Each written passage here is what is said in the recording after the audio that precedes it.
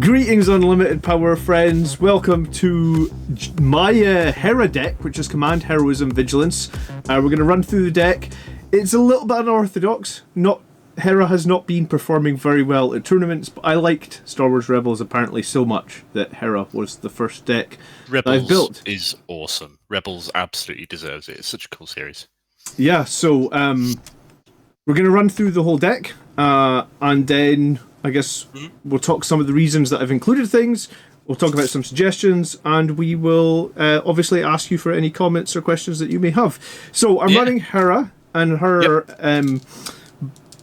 leader ability is you just get to play Spectre cards and ignore the aspect penalty, which in some ways might actually seem kind of weak, because she doesn't actually really have anything, that's bringing something to the game every turn. She's just opening up a few interesting combos with those Spectre cards. Spectres are basically the rebels from the TV show. And when she attacks, she's a 4/6. She gives an experience token to another unit, which I actually think is pretty decent. 4/6 is a little bit understated for a 6-cost leader compared to some other ones, but giving an experience token on attack to another unique unit is very powerful for you. They allow that to get going and ramp up on things. Absolutely. Yeah, in some ways she is going to ramp with a lot of weak Spectre units, but then you get synergies out of them very quickly. And I've taken the security complex because I think giving a shield to a powerful Spectre unit early in the game can actually be quite strong. So, first question, why blue? Why blue? That's a good question. I think I just took the security complex because of the shield, but then I probably started adding some blue cards. I would say the deck's primarily green.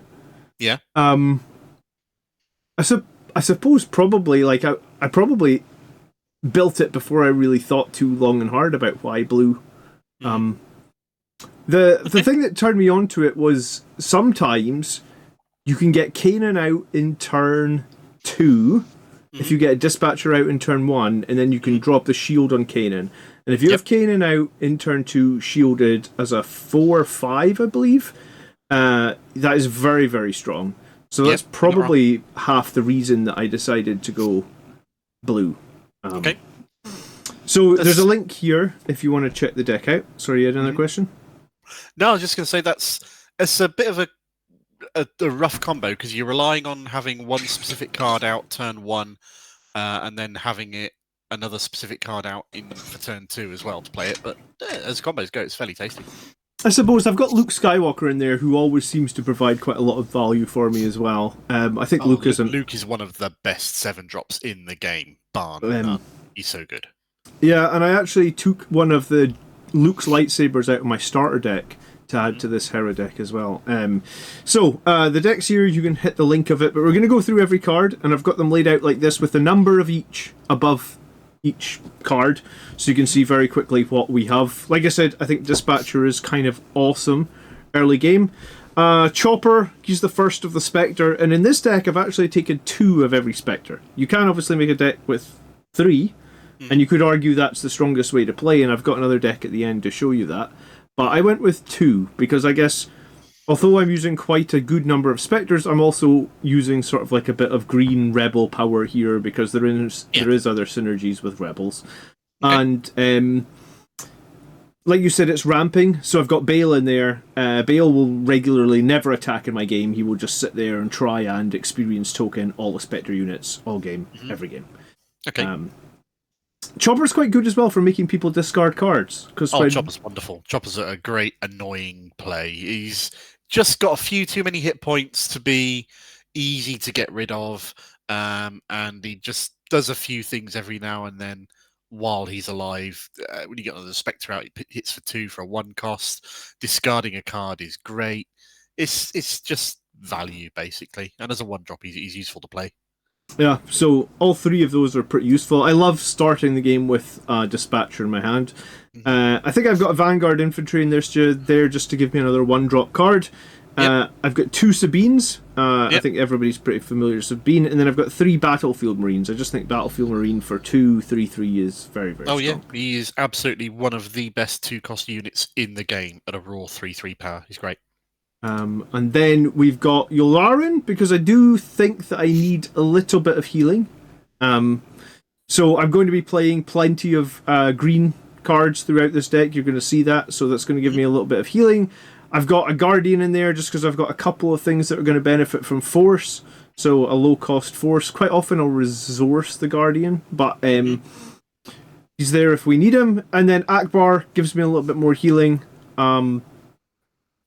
He's Do you know what a Guardian of the Wills is in Source? Just random. I think it's something to do with the original, because George Lucas originally called Star Wars the Guardian of the Wills, or the Stories of the Wills, or something, right?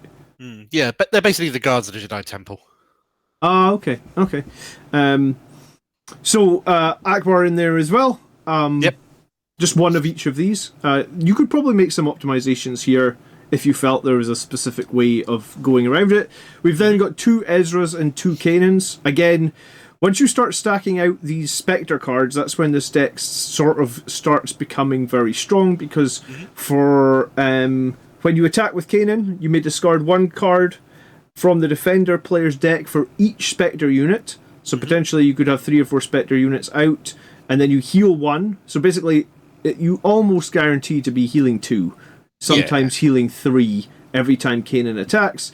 I've got a base defender in there because it's a good Sentinel, and sometimes you want that. Oh yeah, they're very good. I mean, if you put your shield on this, then having a 4/3 shielded Sentinel on turn 2 is nothing to laugh about at all. It's great. I think Ezra's possibly the weakest Spectre, but I think being able to see your next card can be useful at times. Ezra's really powerful in the Han deck, because Han requires you to play a lot of cards from your hand in order to get the most use out of him, and Ezra allows you to play things potentially off the top of your deck, negating some of that hand disadvantage. But he's also not bad on his own regards. 3/4 for 3 is not bad, and his Spectre keyword synergizes and unlocks everything other boosts that you got going on. Cool. I've got a Baze in there. That basically gives me another potential Sentinel. I've got Zeb, who is another Spectre, and I think Zeb is pretty strong. When he completes an attack, you may deal 4 damage to an enemy ground unit. Well, a ground unit could be one of yours if there was a reason to do that. And I've got Rogue Squadron Skirmisher in there just to basically return a 2 cost from my discard pile to my hand. And I guess that would probably be like a chopper or something that I just want to get back to just add that extra Spectre to my board control, and then once again I'm getting all the synergies for having the multiple Spectres. We've got Obi-Wan as a Sentinel. We've got a couple of Luke Skywalkers. I think he's so good, Luke. He basically kills something and restores every time he comes in. And I've got the Reinforcement Walker in there as well. Again, just a little bit healing, trying to keep me alive for sort of the longer game. If we move into space, I've got 3 arcs. I've got an X-Wing and a Wing Leader. Again, I'll probably put the experience tokens onto the Spectre units, try and keep them alive a bit longer. I've got the Bright Hope, which I think is a great Sentinel for air. At 2/6, it's just a nightmare to get rid of. I've got 2 Strafing Gunships. I really like Strafing Gunship. I'm surprised we don't see them as much as... Do you play them? No, I very rarely play yellow, but when I have played yellow, I have run Strafing Gunship. Okay. I like it. There's one of the only units that can attack from one arena to the other, and when it does, it's -2 for the defender's attack, meaning... There'll be at least another 1 capable card of this in set 2, but we're not quite there yet, so that's cool. If I'm getting a bunch of experience tokens and I can apply them to the Strafing Gunship, I can then hit all your low damage ground units and kill them without taking very much damage at all on my Strafing Gunship. It's pretty nice. Honestly, putting 1 experience on the Bright Hope is not the worst play in the world, because there's a lot of spacecraft out there that have 3 health, especially at the low costs. And aggro decks love playing those low-cost space units, so having a Space Sentinel that can take a few hits and kill one of them every time they attack into it, it's very tasty. It's pretty good as well, yeah. The Ghost is very strong because whenever you bring it in, it is shielded, and when you play it or attack, you may shield another Spectre unit. So again, I've got 2 Ghosts in here. I think we've already gone through like 5 other Spectres, so there's a lot of synergy here. Once I get to 6, I could put a Ghost down, keep all my other Spectres alive. It's also worth noting that Hera herself deploys on 6 resources as well, so if you've got a Ghost and you deploy Hera at the same time, then you're all but guaranteed a Spectre at the same time. Very true. You'd be able to put the shield from that onto Hera as well, wouldn't you? Yeah, she's another Spectre unit at that point, absolutely. Cool. We've got Home 1 and Redemption, and again, probably just in there as like big drops that will keep me alive. I think one of the games we played on stream a little while ago, dropping that Redemption to basically heal myself for 8. I think I took 7 or 8 healing to save myself in a game against you. Oh yeah. I've got Rebel Assault. Basically just gives all my Spectre units... I was going to say, not all of the Spectres actually have the Rebel keyword, but there is a bunch of other Rebels in this deck, so... Yeah, it's a Rebel heavy deck. Is for sure. A few resupplies, but sometimes I think resupplies will go to my sideboard. Strike True, take down, sort of standard things to just get rid of problematic enemies. Yep. U-Wing reinforcements. Let's we bring in a few of those low-level Spectres, potentially, or low-level Rebels in a oneer, you know. Resilient, keep some of the Spectres alive. Luke's lightsaber, kind of amazing if we play on Luke. Kind of pretty decent if it's played on some of those other Spectres, like Zeb or something. Suddenly he's up to 8. You could do a lot worse and put it on Chopper, frankly. I suppose. I've got Devotion to, again, give myself a little bit of healing. I've got Electro Staff to just keep another Spectre unit alive. I've got a Jedi's lightsaber in there to potentially keep a Spectre alive, make them problematic. If it, get it on Kanan or something, he becomes 7/7. And then I actually laid my deck out like this today. And I actually removed a couple of cards because I found that when I lay it out like this, I hadn't laid it out like this before. I just wanted to make sure it was right for this video. But when I found that I'd laid it out like this, it actually made me start looking at like, oh yeah, that card never seems to be that useful. This card, you know, like I'm not seeing the value in this card. So this actually let me trim it, and it's good practice to have, especially when you like stack them up with 1 costs, 2 costs, 3 costs, 4 costs, and you get to see the progression of how many you have at each drop and whether or not you're over on one area and down on another. It's always worth doing just to have that visual aid. Yeah, and I think I also sometimes just put characters or cards into the deck because I think they're cool, and then when you start playing, you realize, well, if you can see in the very bottom, there's like a hardpoint laser, heavy laser. I was never finding value in it. So I was like, right, what can I swap this hardpoint laser out that would make this deck better, right? Because every time I get in it, it's not really giving me the value. So I went and had a look for a more orthodox Hera deck to see what other people were doing. So this is Hera double green is an interesting meta choice these days. Yeah, and the main, more notable differences between what I've built and what the double green meta then is they took 3 of every Spectre. They took 3 Choppers, 3 Ezras, 3 Kanans, etc., etc. They put Mon Mothma in there, which lets you search and draw for Rebel cards. Basically, you could search the top 5 of your deck. They put the Fleet Lieutenant in there, which basically, when he comes into play, he adds 2/0 to a Rebel, and that unit gets attacked. But again, that's not always useful, because some of the Spectre units don't have Rebel, I'm sure of it, right? I'd have to go back and check. I'm pretty sure of it. Kind of surprised if they didn't, to be honest, but well, hey, there we go. I was going to say. Okay, so Zeb does, Kanan does, Ezra does, and Sabine does. It looks like they all do. Chopper probably does. Yeah, they all do. Okay, so basically that synergizes, I guess, with all the Spectres. Considering they come from the Rebels TV series. True. I was convinced there was one. Maybe my mistake. And then they put in Command, which is a very rare card, but I actually like Command quite a lot. They put in 3. I think Command. That was one of the cards I had to buy individually for like $10. So I guess if you've got 3 commands, it's a legendary. It's rare by definition. Same as Luke. So I guess if you're trying to build a Hera deck, you could have a bit of inspiration from mine. You could have a bit of inspiration from this one that was published. This was the official one published on the actual Asmodee Games first look at a Rebel deck. So that's what they are suggesting. That's the big notable differences, and that's pretty much the deck tech for why I've built Hera the way I have. And awesome. That's it. We've got a couple of games already live on the channel where you've played with this, if I recall correctly, and we'll have at least one more up in the near future, I hope. Yeah, we're actually, right after this video, we're going to film an open hand deck with this Hera deck, so you can see. So if you haven't, that'll be on the channel in the next couple of days, so make sure you subscribe, like, etc. Yep. If you've got any questions or any suggestions for my deck, I'd love to hear them. I'm not above criticism. Okay, so there's a couple of non-unit Spectre cards, neither of which have made it into your deck, and only one of which made it into the Hera double green deck at the very end.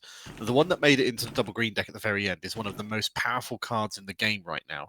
It's called Spark of Rebellion, and for a cost of 2, it allows you to look at your opponent's hand, pick a card, and chuck it. I do know about Spark of Rebellion, yeah. I've got one of them.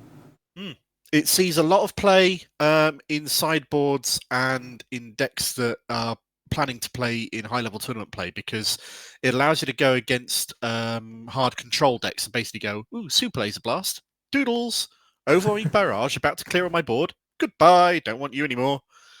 If you know what turn your opponent's deck is likely to have that one card that is going to completely screw you over, and you've got a Spark of Rebellion in your hand, you can just play it at the right time.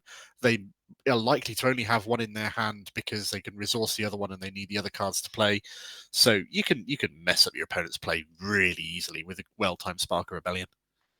I didn't actually figure that. Because it is Spectre, that means that because of Hera, I don't need to hit the second aspect on it. Out of aspect. Yep, exactly right. Because it would have been out of aspect, so that's probably why I didn't consider it, honestly. There you go. The other Spectre event card is one that doesn't see an awful lot of play. It's called Carabast.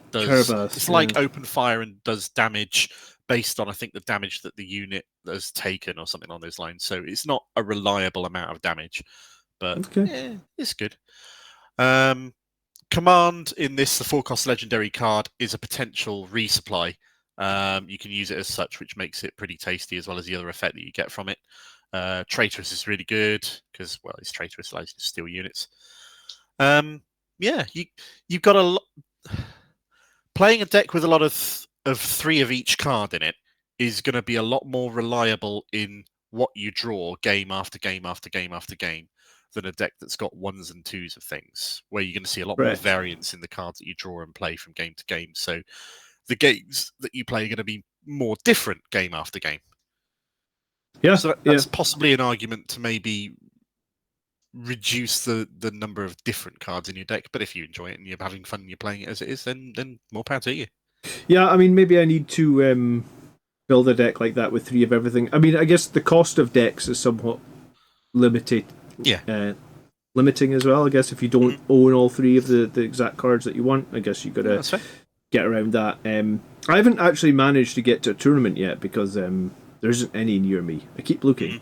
In the far north of the wasteland wilds of Scotland, yeah. Exactly. You're what 3 hours out from Dundee? Sorry, 3 hours out from Edinburgh and Glasgow and whatnot, or is it like 4 It's more like 3 hours out from Dundee. Like, I just was at Glasgow yesterday, it was like 4 hours.